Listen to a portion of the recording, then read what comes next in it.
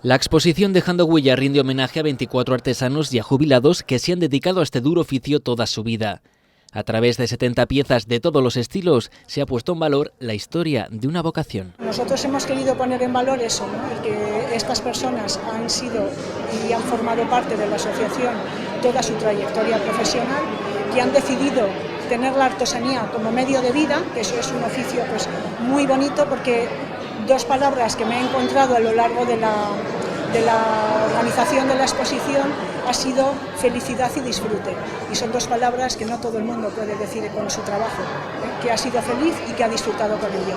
La Asociación Profesional de Artesanos de Aragón ha buscado reconocer el trabajo de estos maestros de la artesanía, así como compartir con el público sus obras de distintos materiales como textil, forja o esmalte de fuego, de las que se sienten muy orgullosos. Se han acordado de todos nosotros, hemos vuelto a ver a nuestros amigos y nuestros compañeros y recordar las ferias y lo agradable que ha sido siempre esto para nosotros. Todos los artesanos han dejado literalmente su huella en la inauguración de este homenaje junto a las obras de una vida. Los visitantes tendrán la oportunidad de contemplar estas piezas hasta el 28 de junio en el Centro de Artesanía de Aragón, antiguo Matadero de Zaragoza.